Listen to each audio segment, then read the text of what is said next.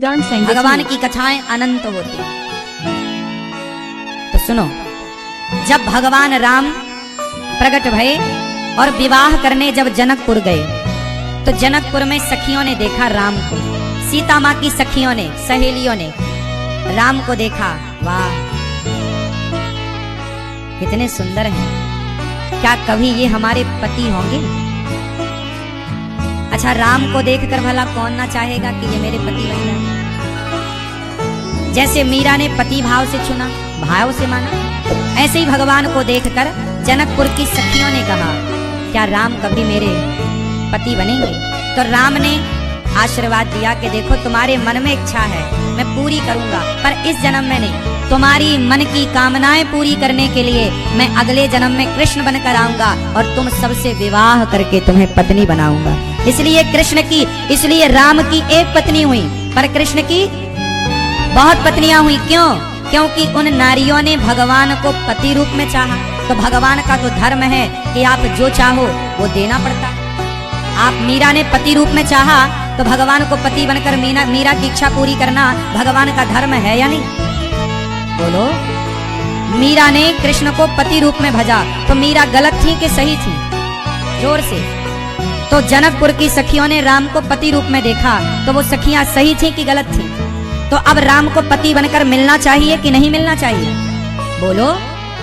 हाँ, तो राम उनके कारण पति बनकर के आए, इसलिए राम का कृष्ण बनकर के आना तभी फिक्स हो गया था। ये पहला कारण। दूसरा कारण सुनो। बात ऐसी थी कि राम जी से विवाह करने सूर्पनखा आई। कौन आए? रावण की बहन का नाम क्या था? क्या नाम था? सूर्पनखा, रावण के बहिनी। सूर्पनखा राम से कहती है, आप बहुत सुंदर हैं, हमसे विवाह कर लो। अच्छा, विवाह का प्रस्ताव लेकर आई सूर्पनखा। यदि भगवान ने जनकपुर की सखियों के विवाह का प्रस्ताव स्वीकार किया, यदि भगवान ने कलयुग में मीराबाई के विवाह का प्रस्ताव स्वीकार किया, तो क्या सूर्पनखा के विवाह का प्रस्ताव स्वीकार नहीं करना चाहिए? अच्छा बताओ, सूर्पनखा सही थी कि गलत थी? जोर से, जोर से। राम को देख करके पति भाव जाग जाना, बुराई क्या थी इसमें? और राम को पति भाव से चाहा तो गलत क्या था? लेकिन सूर्पनखा ने एक गलती कर दी कि राम को तो चाहा पर सीता मैया को नहीं चाहा।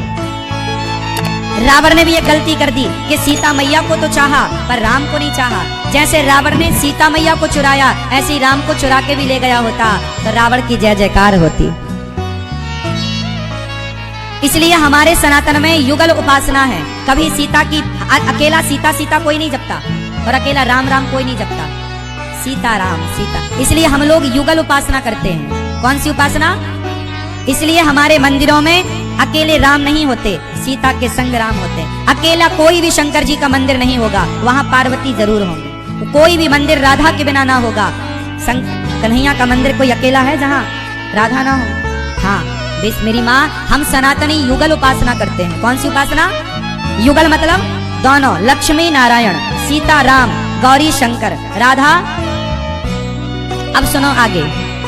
तो सूर्पनखा ने कहा कि हम आपको विवाह करना चाहते हैं। बाद में नाक कटी क्योंकि सीता माँ को स्वीकार नहीं किया, लेकिन राम के मन में लगा कि नहीं, गलत हुआ। आपको पता है वही सूर्पनखा द्वापर युग में क्या बन के आई? बता सकते हो आप? नहीं। वही सूर्पनखा द्वापर युग में कुब्जा बन करके आई। क्या बनकर आई? कुब्जा। वो कुब्जा जो मथुरा में कंस का चंदन घिसके जा रही थी। भगवान ने कहा, सुंदरी थोड़ा मुझे भी चंदन लगाओ। तो भगवान ने उसकी कुंवर ठीक करी और कुरूपवान से स्वरूपवान बनाया। यही कुब्जा पिछले जन्म में सूर्पनखा थी। राम से पति भाव लग गया उसका, तो भगवान राम ने त्रेता में तो पति बन नहीं सकते थे क्योंकि मर्यादा पुरुषोत्तम थे। तो भगवान द्वापर में भगवान ने कुब्जा को कुंवर ठीक करी, उसकी बुद्धि ठीक की और भगवान ने द्वापर में स्वीकार किया कुब्जा को। जिन्हें भगवान त्रेता में नहीं स्वीकार कर पाए, उनके लिए भगवान द्वापर में आकर के उन भक्तों को जो वेटिंग में थे द्वापर में स्वीकार किया। ये हो गया दूसरा कारण, राम का कृष्ण बनने का कारण बोल रहा हूं मैं आपको। अब तीसरा कारण सुनो, राम का कृष्ण बनने का तीसरा कारण सुनो। तीसरा कारण था कि राम जी ने मारा बाली को। किसको मारा? जोर से। बाली को छिपके क्यों मारा राम जी ने? सामने मारते ना, मैं सामने आपके, ऐसी राम खड़े होते बाली को मारते। अच्छा, राम बाली को सामने से मारते तो क्या बाली नहीं मरता? बिल्कुल मरता। राम जो चाहे सब हो, भगवान है, सामने से मारते। राम ने सामने से क्यों नहीं मारा? छिपके मारा, पीछे से पेड़ की ओट में खड़े होकर के मारा, पेड़ के नीचे। छिप करके नहीं मारा था, पेड़ के नीचे खड़े थे राम जी और बाण मारा, लेकिन सामने से नहीं मारा। ये बात बिल्कुल सत्य है। अच्छा, क्या आपने सोचा कि क्यों नहीं मारा?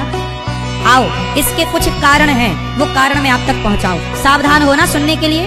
कितने लोग सावधान हैं? सावधान। वैसे आप लोग बहुत अच्छे श्रोता हैं, आप लोग शांति से सुन रहे हैं। ये बस लाल मैया बार बार यहाँ वहां नाच रही हैं बस।